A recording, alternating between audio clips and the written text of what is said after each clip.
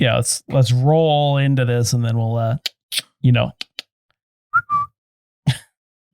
what I don't think I know what that means. I don't know. Is that a TikTok sound? No, I think that's WhatsApp. Maybe. Yeah, I think it might be WhatsApp. WhatsApp with you. Welcome to Namely 90s. Wow.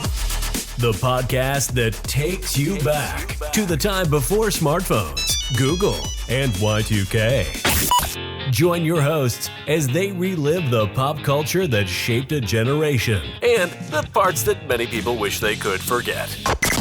Listen in to the conversation about how the decade defined those who spent their childhood there and how it shaped them as adults. So, turn down the grunge and dial up the internet. Let's get started. It's time for Namely 90s.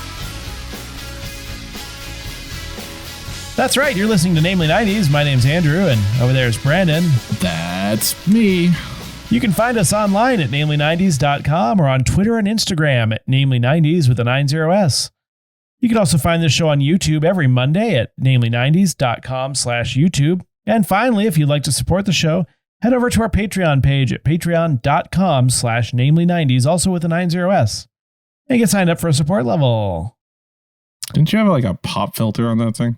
Pop filter. I actually ran my mouth into it when I was talking. So I apologize.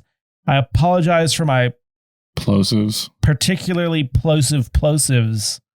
Or did you take the windsock off? No, it's always been like this. It looks different. Why does it look different? That's what she said. I think I just moved it slightly more in front of my mouth hole, so I can just like slightly move it away from my mouth hole. Got it. But now my camera and my microphone stand, when they rotate, are attached, so it's kind of a problem. Why? Because that's where the clip for the camera mount clips to. I have nothing else to clip it to. Gotcha. Yeah. What happened to the tripod? I have to clear floor space so I can put a second mic in here for Kayla's podcast. Gotcha. So, yeah, all the tripods and lamps were taking up too much floor space. But it's much better now. Now I've just got like a disused computer and a space heater, even though it's like 90 degrees in here. They're sticking with the non-omnidirectional mic for their podcast. Yeah, I mean, I told them they could just get one of those Yetis and just like plonk it down on a coffee table. Mm-hmm. But I'm a sound. I mean, well, you more so. I don't know. I like good sound, and I think it's important. Yeah, but it's if two people in the same room with our types of your type of microphone is not going to end well for whoever's editing that mess. Yeah, it'll probably be okay. It's going to be me, isn't it? Yes. Moving on. So what's new? The Jurassic Park special, I listened to it. It was very long. It was very good. That's what she said. What's new with you? Way to praise yourself. Well, since another movie came out this week that relates to the 90s, I saw Lightyear today. Oh, right. Yeah. Yeah. So we're recording the Thursday of last week, which is when Lightyear technically came out. So to get into characters, Chris Evans had to get like super coked up before recording. You know, he does a really good Tim Allen, which is weird. Like there's only like one or two points where I'm like, oh, that sounds like Captain America instead of the guy from Home Improvement. And so the movie, this is going to be mostly a spoiler-free review, but I'm going to tell you what the title card says, or something akin to it. It was, in 1995, Andy received a Buzz Lightyear toy for his birthday. This is the movie that toy was based off of. I'm just like, why the fuck would you put, oh, sorry, I don't know if we're swearing this episode. Why the F would you put that in before the movie even starts? Like, I don't know. It's supposed to be like Captain Improvement? No. Because it's supposed to be, or we thought it was supposed to be like the meta or the reboot of the movie franchise within the Toy Story universe. Then we find out this is the movie that he watched prior to the start of Toy Story to be excited about Buzz Lightyear. And so in 1995, they had the computer graphics of 2022. My brain hurts, and I think my nose is bleeding. Oh, that's healthy. Well, no, like they went an extra meta step that was unnecessary. You just be like, just stop. You don't need to tie it in Toy Story. Like, we understand that it's Buzz Lightyear. It's named Lightyear. Other than that, it was a typical Pixar movie. Yeah. Okay. I mean, so what's your review? I would give it 7 Space Rangers out of 10. 7 Space Rangers out of 10. Like, it wasn't groundbreaking.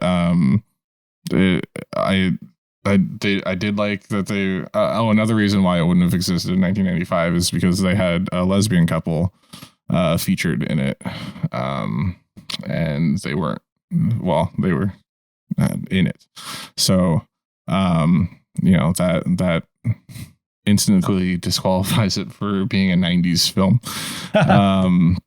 No fat jokes or thing. Yeah. Homophobia. Yeah. There are no fat jokes. Definitely was not a movie that came out in 1995. Just saying. But no, it was good. It was predictable. They did a twist on. So there's a throwaway joke in Toy Story 2 where Zurg is Buzz's father. So spoilers for the next minute. Zurg is not Buzz's father in this film, but they do the joke dad at some point. Okay. Yeah. I'm just going to leave that like that. That's no longer a spoiler-free review, but welcome back if you skipped ahead by 1 minute. Good job. Yeah, now we're going to talk about Game of Thrones for 27 minutes, even though it's been off the air for 10 minutes. But no, it wasn't bad. It's the first movie that I've been back to where there were a bunch of kids in the theater, which I didn't think there would be kids in the theater at like 3:00 in the afternoon. But lies. I mean, not lies. But I guess school's over. I guess it is like late June. But still, all those unvaccinated 5-year-olds trying just coughing in your face. Oh, cute. So cute. No, it wasn't exactly like that. But, unless you're like a real diehard Toy Story fan, I think you could wait until it comes to Disney Plus and probably like. Yeah, I don't think I would go see it. Like, I have to go try to see Jurassic World. And that's going to be enough of a stretch, and I actually want to see that. Well, I would assume your kids would want to see Lightyear. I'm not taking my kids anywhere. They don't behave well enough in public to go to a movie. Are you kidding? That's fair. Also, hi to the therapist that's listening to this recording right now. In 20 years or so. How's the Earth? Is it on fire? Here? No, I'm talking to the therapist. It doesn't matter what we're saying. Okay, sorry. You're asking about the weather. Yeah. No, instantly he forgets that his child is showing this as evidence for why he thinks his parents hate him. Yeah. No. So another exciting thing for me this week is I finally bloody got my order in for the Nintendo 64 classic controllers for the Nintendo Switch. So next time you and Kayla are in town, we're playing Mario Kart on the N64 controllers. Very cool. Yes. Well, it's been almost a year, and they've just come back in stock recently, and I missed the last restocking. So just randomly looked at it on a Wednesday at 11 in the morning, and I got it. I did it. And now to sell them for $500 a piece on eBay. There you go. Good man. No, I'm just fuck scalpers. Guess this episode's getting an E-tag, and it's Brandon's fault for once. Yeah, no, that's great. It was 77 and cloudy here today, but it was actually warm for the first time. All it's done is rain and rain and rain and then rain some more. I moved away from Seattle for a reason, and then it rained more, and then the news people were like, "It's still going to be a drought," and I'm like, "Well, what the hell's the point?" Like, I don't even know. Like, nothing matters anymore. Oh, that one got me. And then it rained. And I have a leak in my shed, and I kept thinking, oh, summer's coming, it'll be fine. It's not fine. Are you underwater currently? No, it's just there's some water damage to the trim around the window, but no, it's not too bad. No, it's been good. It's been good, but here we are again. Cool. Well, boy, do you want to tell us what was going on there in I almost said January. Please pardon me. I think I might be dying mentally. What? Again. So, Brandon, why don't you tell us what was going on in January of 1999?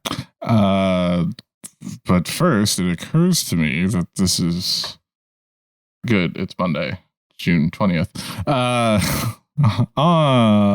Yeah, travel back with me, listeners, to January 1999. On the 1st, we have a couple things. The euro currency is introduced. Also, the Biography Channel, a spinoff of A&E, is launched. And another channel, the DIY Network, is launched, which is a spinoff of HDTV. And both of these networks show entirely ghost shows now. Yeah, pretty much, right? Although I feel like DIY does like reruns of... Well, do you know DIY Network is now like... I'm pretty sure it's the Magnolia Network for Chip and Joanna Gaines. I was going to say they show knockoff Mythbusters, but no, I guess not. I don't watch these channels. Oh, God, there's one called Motor Mythbusters on Car and Driver or Motor Trend. It's so terrible. Yeah, Magnolia Network. That sounds terrible. Chip and JoJo. The 3rd, the Mars Polar Lander is launched by NASA. On the 4th, Jesse Ventura, former pro wrestler, is sworn in as the governor of Minnesota. Remember that? Minnesota? No, I don't remember that at all. You don't remember Jesse Ventura? I know that he was, the governor but I don't remember it happening. Okay. On the 7th, the impeachment trial of Bill Clinton starts, which seems a little late. Bill who? No, just on the 11th, Jon Stewart debuts as the host of The Daily Show, replacing Craig Kilborn, who apparently moved to The Late Late Show on CBS. I didn't realize that. And then who went to The Late Late Show? That was that Ron Popeil selling the knives at 4 a.m? I don't. That's how it works. They usually get boosted up, not back. Okay. The late show. Got it. So just be The Late Show. The latest show. On the 13th, Michael Jordan announces his second retirement from basketball. And I don't think it sticks this time either. On the 21st, Super Smash Bros. Is released for the Nintendo 64 in Japan. It's April in the US, but we did not cover that on our April 1999 episode of Namely 90s. That's okay, because I kind of despise that game. Just because you're bad at it. That's really bad at it. On the 23rd, Gene Siskel hosts his final episode of Siskel and Ebert, because he's taking time off for the rest of the season, but he ends up dying during brain surgery before returning in the fall. Rip to the max. Rip to the max. I want to say Gene Siskel, not Ebert. Yeah, Roger Ebert, Gene Siskel. Because Ebert's still alive. Mm-hmm. On the 31st, Denver Broncos win their second consecutive Superb Owl prior to the premiere of Family Guy. Yeah, that works. And also on the 31st, Silent Hill for the PlayStation 1 and SimCity 3000 for the PC is released-ish. Probably. Oh, yeah, SimCity. Heck SimCity yeah. 3000, I'm pretty sure you had that. Or at least 2000. You had one of the thousands. Yeah. And since there were a lot of birthdays of Gen Zers, I want to say, in January of 1999, all with very unique names. I've developed a little game for you, Andrew. Do you want to play a little game? What does it say that I don't recognize a single name on that list? Right.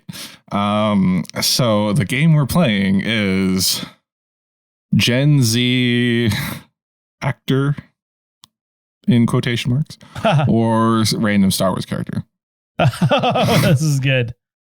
So we're gonna start out with either this is a random Star Wars character that I picked because I was at Star Wars Celebration while I was creating this, or I was still feeling the high of Star Wars Celebration when I wrote this episode, or it's an actual Gen Z actor, actress, or singer, something, performing person, whose birthday was in January of 1999. And we're going to start with Diamond White. I'm going to go Gen Z.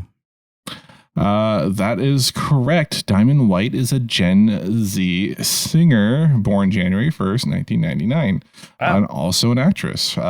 She was in a Chicago-based production of The Color Purple and apparently was on The X Factor in 2012. Or that might just be, Simon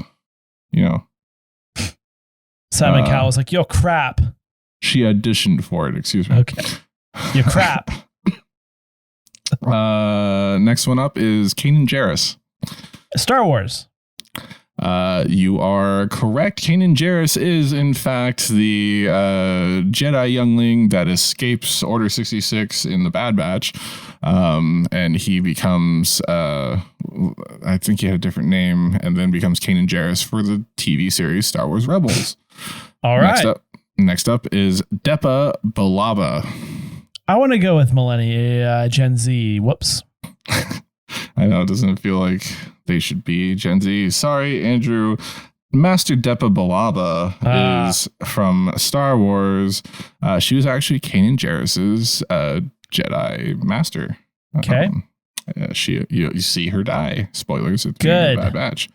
All right, number 4 is Gage Monroe. Gen Z. Gage Monroe is, in fact, a Gen Z Canadian actor, known for Nobody in 2021, Transplant in 2022, and The Shack in 2017. Never heard of him. Okay. He was also in Falling Skies. That's something I've heard of. Noah Wiley. John Carter was in that. But John Carter, but not Keanu Reeves. I'm assuming this was a single episode that he was in. Wait, what? No, what? No, Gage Monroe. No. I was like, yeah, what?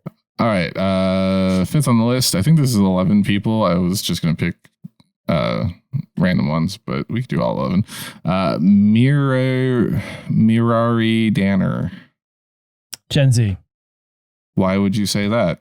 It sounds so Star Wars. Because you shouldn't have struggled to say it if it was a Star Wars character. There's not supposed to be an extra R in there. That's why. Mireille Danner is a Turkish actress born January 15th. Born in Istanbul, Turkey. Don't know much about her. Credits for TV shows including Wounded Love, Respect, One Liter of Tears, that's liter spelled with an E, R-E, and moving on. Finis Valorum. Star Wars. Finis Valorum is, in fact, a Star Wars character. Do you know what he's from? He's from the prequels. He's the Chancellor in episode 1 that Palpatine gets dethroned so that he could become Chancellor. Oh, okay. Yes. All the politics. The greatest part about Star Wars is the galactic politics. Rigged elections, certifying the votes, the committee hearings. Exactly. Next up, we have Cal Kestis. Do you know Cal Kestis? I want to say Gen Z because it sounds too much like a Star Wars name. That's why I picked it, but it is in fact a Star Wars name. Darn it. Cal Kestis is the hero of Jedi Fallen Order that just got a second video game coming out, announced at Star Wars Celebration. So I think you've only missed 2 so far, right? Okay. All right, so we have Karan Brar. Gen Z. That is correct. Karen Karan. I'm assuming Karan. Karan. Brar. Brar is an American actor. He portrayed Chirag Gupta in Diary of a Wimpy Kid film franchise, and Robbie Ross on the Disney Channel original series Jessie, and Bunked. which apparently is a sequel spinoff series of Jessie. None of this is anything. I've never seen it, but the girl is in something from that is in like Cobra Kai or something. 3 more, right? Yep. 3 more. We still have time. Ezra Bridger. Do you know Ezra Bridger? Gen Z. Ezra Bridger is actually the young Jedi Padawan from Rebels that Kanan mentors. Okay. The Lothrat. He's from Lothal. And then he disappears at the end of the series with Thrawn. And we're thinking the new Ahsoka series is going to pick up the search for Ezra in live action. 2 more. Mateus Ward. Sorry, my watch was going off. Mateus Ward. Star Wars. Ooh, I'm sorry. Mateus Ward was or is an American Gen Z actor. He was in Criminal Minds, NCIS, Lab Rats, Parenthood, all these shows that you've seen, probably just for 1 episode though. His role as Jake Sanders in the CBS television series Hostages. That was the Colonel Sanders biopic. No. Although he could probably pull off Colonel Sanders. Well, I meant his son. He's like his spoiled trust fund child. Oh yeah, that would be perfect. Was that actually a plot point? No, I don't know. So now you've missed 4. It's a hot mess. Leaves you at 60%. So I think you need to get the last one to stay above a failing grade, right? Sure. All right, last one is Maverick Moreno. Maverick Moreno. Star Wars. Is that your final answer? Yes. Oh, I'm sorry, Andrew. Maverick Moreno, spelled correctly, by the way, is a Gen Z actor, and he was most recently in the Lethal Weapon TV series. And he's known as his main role as Mac Davis in the first season of Every Which Way, which was, I think, it's Portuguese or Spanish kids drama about witches in school or something.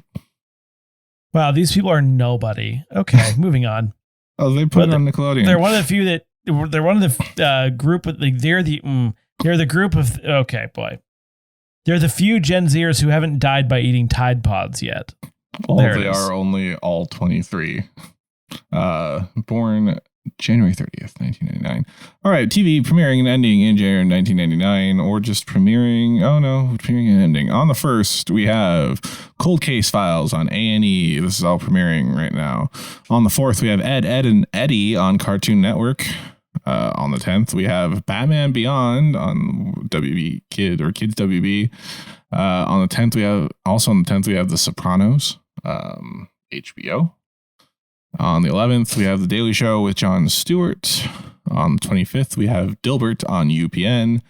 On the 30th, we have The Jersey on the Disney Channel. And finally, on the 31st, we have Family Guy on Fox, which I believe we talked about, or else.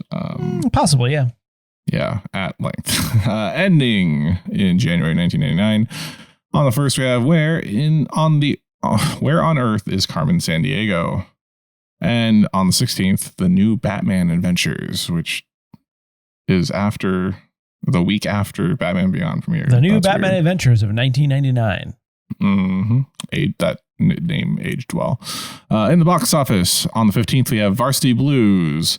On the 23rd, we have Disney Channel original movie Zenon, a Girl of the 21st Century. And on the 29th, we have She's All That, which we, I believe, kicked off our 2022 specials. We sure did. Valentine's Day special. We sure did. And over on the Billboard charts, number 1 for January 1999, in from December of 1998 for the first 2 weeks is I'm Your Angel by R. Kelly and Celine Dion. And for the next 2 weeks is Have You Ever by Brandy. And finally, the last week and out into February is Baby One More Time by Miss Brittany Spears. Consequently, that was going to be an R. Kelly song, but congratulations to Britney Spears on her wedding. Continuing on for third week of January 1999. At number 5, we have Save Tonight by Eagle Eye Cherry. Number 6, we have Hands by our Lord and Savior Jewel. Praise be to Jewel. Number 7, we have Slide by Goo Goo Dolls. No? Number 12, we have 7? Number 7, we have Lullaby by Sean Mullins. I like that song. Number 10, we have Slide by Goo Goo Dolls. Number 12, we have Jumper by Third Eye Blind. Number 13, Angel by Sarah McLachlan. In the arms of the angel. Number 14, Take Me There by Blackstreet featuring Maya featuring Maze. Oh, sorry. Take Me There by Blackstreet and Maya featuring Maze and Blinky Blink. He opened the website boingboing.com. That is factually inaccurate. Do you remember what the song is from? Nope. This is from the Rugrats movie soundtrack. Oh, boy. Where they sampled the original theme song for this song. Number 18, Miami by Will Smith. Miami. Number 19 is Can I Get by Jay-Z. And number 20 is Iris by, again, Goo Goo Dolls. And now let's toss it over to Gaz and Dange from the Insanely Dangerous Retro Pod Show with what was happening back in January of 1996 because someone got the assignment wrong. Engage.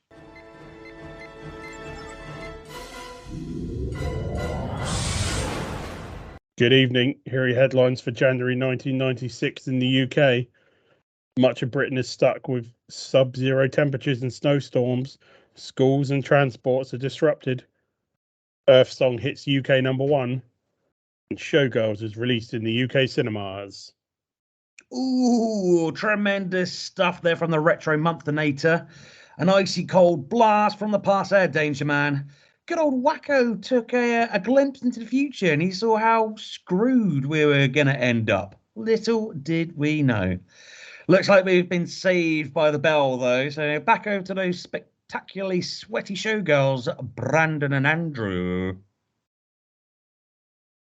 Thank you, guys, for that one. And Dange for those informative January of 1996 headlines. If you'd like to follow up on these March 1990 UK headlines, check out the segment What Happened Way Back When on this Thursday's episode of the Insanely Dangerous Retro Pod Show. And stick around until the end because Andrew and I do a weekly segment over on the Insanely Dangerous Retro Pod Show called Quotely 90s, where we make Gaz and Dange guess a quote from a movie and, guess actors and stuff like that. Plus, we'll give you a sneak peek of what we're talking about on next Monday's episode. Oh, wow. Let's go to Brandon for the Namely 90s Minute. Welcome back to our mid-episode break, Namely 90s Minute. Every week we take a look back at a culturally relevant show, movie, or piece of pop culture that probably helps stoke the algorithm. This week, in honor of Lightyear's release, we are looking back at the movie that started it all, Toy Story. Toy Story is a 1995 computer-animated comedy film from Pixar and Disney written by the problematic creator of Buffy the Vampire Slayer, among others, and featuring the music of the guy who wrote I Love L.A. It features a brilliant voice acting cast with the guy who screams Wilson in Castaway as Woody, Tim the Toolman Taylor as Buzz Lightyear, Ernest as Slinky Dog, the guy from the Don Rickles Show as Mr. Potato Head, Inconceivable guy from The Princess Bride as Rex, Cliff Clavin from Cheers as Ham, the receptionist from Ghostbusters as Bo Peep, Brink from Brink as Sid, the evil kid next door, Jackie from The Connors as Andy's mom, and the guy from the History Channel mail call as Sarge. The Toy Story starts with a group of toys that come to life when their owner isn't around. How is that not a horror film? The owner, Andy, really loves his Woody. Really? This is a children's film? But then on his birthday, he receives a hot new toy based off of a movie that he just saw. Buzz Lightyear. Lightyear is a space ranger and doesn't know that he's a toy. Andy's Woody tries to convince him otherwise, to no success, and as Andy's Woody grows jealous of Andy's relationship with Buzz, Andy's Woody pushes Buzz out a window and then regrets it immediately and tries to save him. They then go on an adventure that takes them to Pizza Planet, where they meet green aliens who worship their claw game's claw and eventually are taken home by Andy's neighbor Sid, who is either a giant psychopath or just a really creative kid who is neglected by his parents and not supported in his creative arts. More on that in a second. As he's playing with Buzz and Andy's Woody, Sid tapes Buzz to a bottle rocket, but his toys then come to life, scar him emotionally, and derail his life so much that in a future sequel of Toy Story, he ends up as a garbage man. Buzz and Andy's Woody then escape and use RC car to catch up with the moving van that Andy and his family are moving in. Buzz lights the red rocket on his back and falls in style with Andy's Woody into Andy's lap. And that's Toy Story in Namely 90s minutes. More or less. And now back to the show. Anywhere you want to go? Well, it looks like we have some options here. The only one we have to hit is the one that we mentioned on Quotely 90s. I think. Which one did we mention on Quotely? Zetus Lapidus, Andrew. Zenon, girl of the 21st century. Ugh, God, no, shoot me now. All right, Super Smash, Zenon, and Daily Show. Oh, I think we already did an episode on the Daily Show, but it was Craig Kilborn. But we talked about the Jon Stewart Daily Show a lot, so that's kind of a trap for you. Did we? That doesn't sound familiar. We did, but if we want to start at Super Smash Brothers and work our way down, Sure. Definitely tell you, Super Smash Brothers. You hate it. Why do you hate it? A couple reasons. Primarily, I'm bad at it, and all I can do is button mash, and it doesn't really help. And I think we overplayed it to a degree, but if you're bad at it, then that's why you would feel like you overplayed it. Mm-hmm. Yeah, I'll be honest. I like the Super Smash. Oof. I see. Heartburn. I love the Super Smash Brothers franchise. That first one though is a little rough. I remember playing it. I owned it. I know I owned it. Actually, yeah, I owned it on the 64. I remember playing it a little bit, but we were all more into Mario Kart in the neighborhood. But really? Then I distinctly remember always playing Smash. Yeah. Really? Well, Mario Kart. No. But like apparently I was an old person when we were kids because even then I couldn't see it. It was too small. Well, TVs were smaller back then. True. And square. So Super Smash Brothers, I don't remember playing it a lot on the 64. We played it a lot on the GameCube. I think, right? No? Yes? I can't remember distinctly.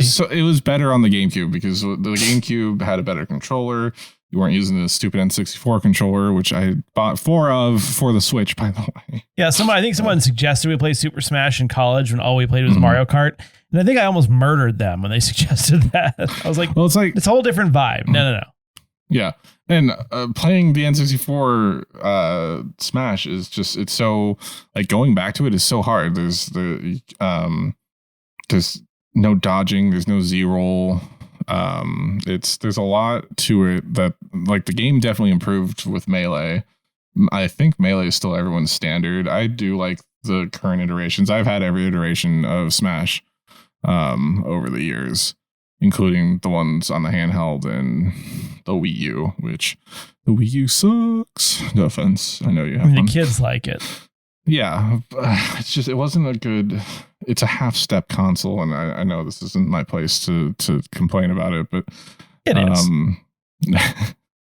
Let's just Smash Brothers. I had friends that they would just sit around playing the N64 and that version of Smash Brothers, and it's like, why? Like, yeah. That's like doing all of your homework at school on like DOS. Word perfect. And with like a broken keyboard, because by that point, all the N64 controllers were like, the joysticks were all right, terrible. Shanked up. Yep. And it's just in general, it has a good character selection. I didn't even read. For those of you that don't know, Super Smash Bros. On the N64, 1999 crossover fighting video game developed by HAL Laboratory. That's Kirby, I think, and published by Nintendo for the Nintendo 64. You had Mario, you had Zelda, you had Star Fox, you had Yoshi, you had Donkey Kong, you had Metroid, you had F-Zero, Captain Falcon, Mother, which or Earthbound, according to our English people, Americans. Kirby, and you had Pikachu and Jigglypuff from Pokemon. Do you remember? Do you know who you main? Do you have mains for Smash Brothers? I don't. It sounds like you really just hate it now. No, I really don't care for it. No, I don't think I had a main character because I really tried to avoid it. How about a stage that you liked? Do you remember a stage that you liked? No, I really just hated all of it. No, I really did. I tried to just hang because that was the thing to do, but not fun for me. I think on the N64, my main was Link when we were kids. Link or Pikachu. But as I got older, I like just to hang with the people in college that were like playing this 24/7. Like I would need to use either Mario or Donkey Kong or Kirby just to like be able to counterbalance how like crazy good they were. That makes sense. Going back to this older game.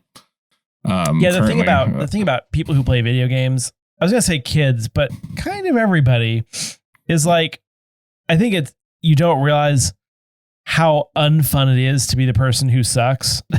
And then you're just like beating the crap out of them and you're like, this is great. And they're like, yeah. And then eventually they just lose interest and like don't want to come over anymore. Yep. That's why I would always make sure not to beat you too badly at anything. Well, some people did not have that same impulse. That is true. That is true. But so you gotta change it up every now and then, you know? You gotta, and those are lessons I carry with me when I play my niece and nephew at this game, because I can kill them. You just obliterate them and then you just like kick them over in real life. Yeah, just push them down. It's just, take it's that. Like who's the quarterback?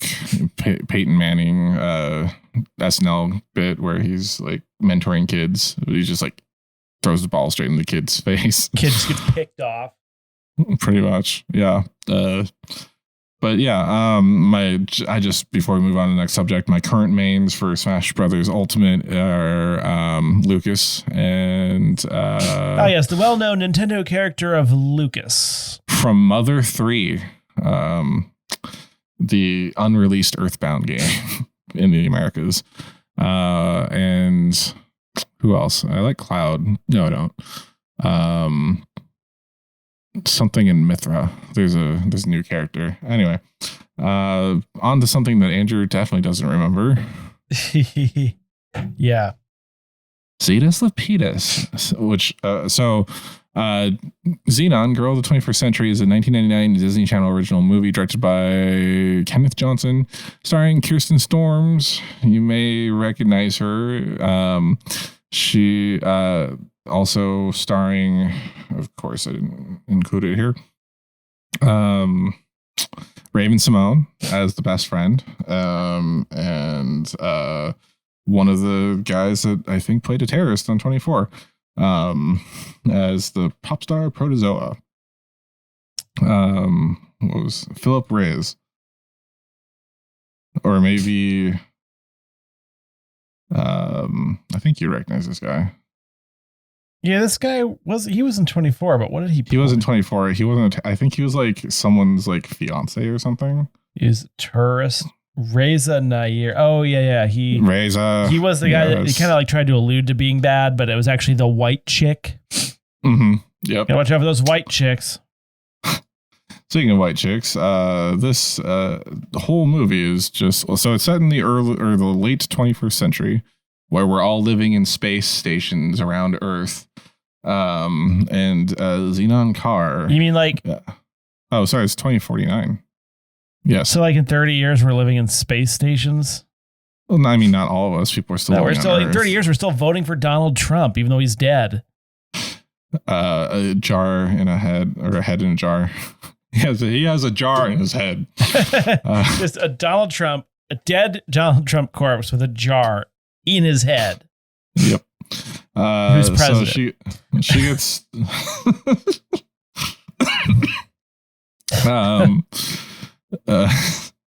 So she gets in trouble with the space station's commander, and then her parents punish her by sending her to live with her hippie Earth aunt Judy, for a little while. And while on Earth, she uncovers a plot masterminded by the station's owner, Bigwig, to use a computer virus to crash the space station and collect the insurance money. Like how insurance fraud, like we live in space, but insurance fraud is still a thing. Yep. And then she's she's trying to stop that, and she's trying to get back to the station in time to see her pop idol Protozoa do his performance on the space station. And it all kind of collides, and she saves the day. And it spawned 2 more sequels, but they had all this like super futuristic space talk, like Zetus Lapidus, which everyone thought she said Zetus Lapidus. Apparently she was saying Cetus, that's Cetus, So, Lapidus. First of all, this Yes. type of entertainment, I think, explains a lot of things about our generation. Second of all, Cetus Lapidus, somehow, like, in my mind, it sounds phallic. I don't know why. Lapidus? Probably Lapidus. Yeah. I'm not going to disagree with you. It always sounds phallic, although she's a 13-year-old girl, Andrew, in 2049. So she's not even an embryo at Does this point. Billy Ray Cyrus perform in this movie at the end? This is prior to Like a Miley. space western? An Old Town Road, if you will. Oh. So you really don't think we talked about the Daily Show? I mean, I think we talked Andrew about seems it to be roughly. freezing at the moment, so I don't know if that's Where the my hell's fault Craig or his Kilborn? fault, but he is frozen, and I am still He froze. here. Oh, he's moving. There Yeah. he is. I My have internet gigabit connection internet, is unstable, and I'm hardwired. so I apologize. Let me just It's okay. pull this out further. That's what she said. And yeah, so you think we have or don't think we have? I don't think we have in detail. And also, who the hell's Craig Kilborn? As he says again. Who is Craig Kilborn? That sounds like the name of, it sounds like a podcast. Who is Craig Kilborn? Okay, write that down. That's our next Except podcast. Craig Kilborn isn't on it. We just have a podcast asking who about he is. 25 minutes of us going, who is Craig Kilborn? Is he a comedian? Is he an actor? Is he both? He seemed to have existed in the 90s. These are the stories of the lives that he's come in contact with. Dun, dun. And then it just cuts to like a dead body. Oh, wait, no, that's whoops. Wrong one. I have no idea who this bro is. Seriously? Jon Stewart? Craig Kilborn. Oh, Craig. He was the first host of the Daily Show. This was That I where know in we the talked world about. where in the world is Craig Kilborn? I like that. So he left for the Late Show. That clearly That worked out well for him, yeah. Yeah. And then Jon Stewart took the Daily Show, and it turned into the Daily Show that we knew up until 2016. It's kind of sad when someone's on a show and the show is like sort of mired in mediocrity, and then someone else comes in and just rockets it into the stratosphere. Yeah. And I mean, a lot of that was Stewart, and he brought in his own team. I've listened to the Daily Show audiobook, like about it's the Jon Stewart or Kilborn Jon Stewart era history of the Daily Show. And so it was interesting. Apparently, like it pissed off a lot of people that John brought in his own people, but then, you know, we got the Daily Show that for at least a decade, if not longer, was news. Not to mention Craig Kilborn looks like a door-to-door knife salesman. I'm sure he did sell knives at some point. Just saying.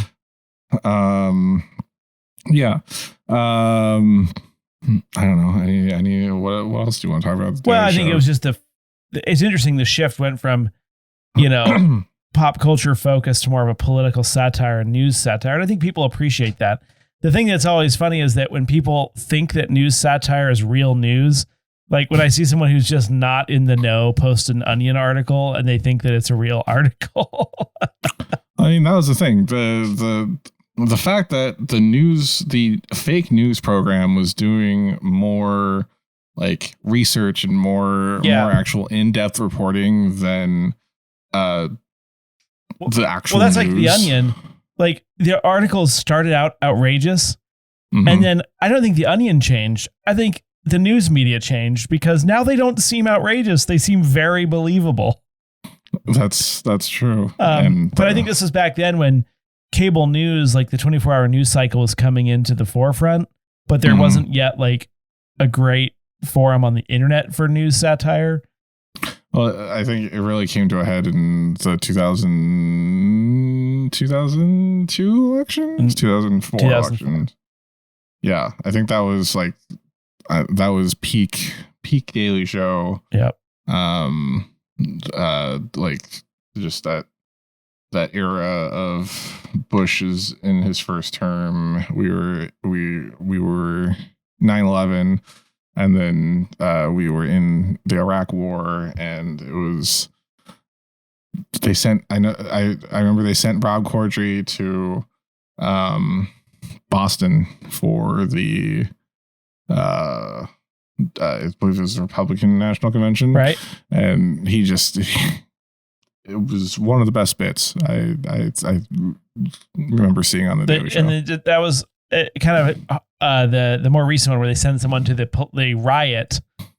Didn't they send someone to the riots at the Capitol? Jordan Kepler, yes. Harkens Kepler back. is a gem. Yes, he could be like Trevor Noah's Colbert if they really wanted to. I think we talked a little bit about Trevor Noah because I revealed that I didn't know he had an accent for like 3 years.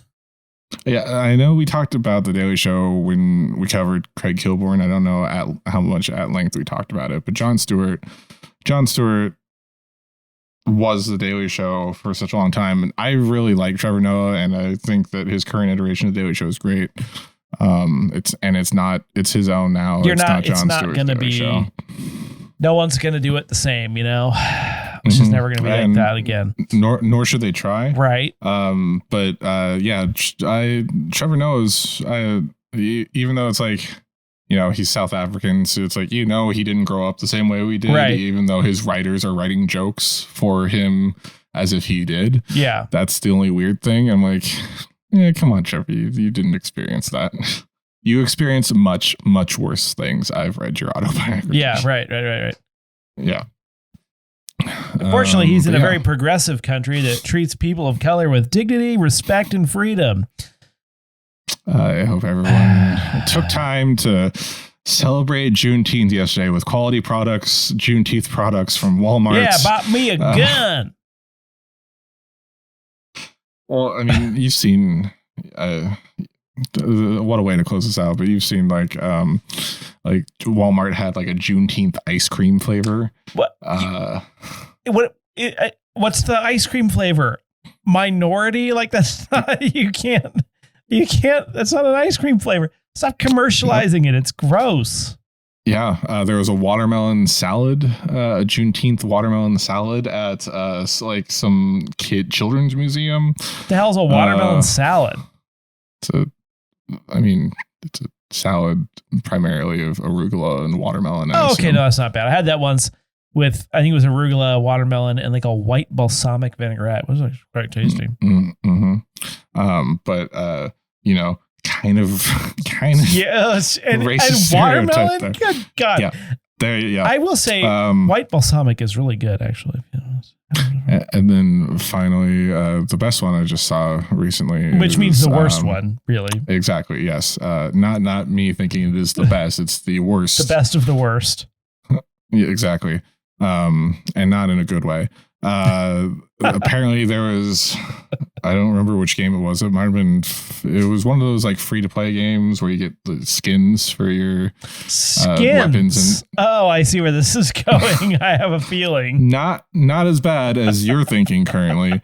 But it did have like, you got an emblem, and it was the Juneteenth emblem. But the title for the emblem was called Bonobos. You know, the Nazis had pieces of flair they made the Jews wear. And that's it for this week's edition of Namely 90s. End quote. Remember, you can find new episodes out every Monday. Check the episode description of this week's supplemental Spotify playlist. curated by yours truly. Find us on Twitter and Instagram at Namely90s with 90s, or find our personal accounts at bshwitty and at NamelyAndrew, and tell us what you want us to talk about on future episodes. If you'd like to support the show, please check us out at patreon.com/Namely90s, also with a 90s. Finally, you can find us. Finally, you can contact us through our website, namely90s.com. Please subscribe to us on Apple Podcasts, Stitcher, Google Podcasts, Spotify, YouTube, Dinjarin, Deezer, TuneIn, iHeart, Good Pods, and wherever you get your podcasts from. I'm Brandon, that's Andrew, and we will catch you next time.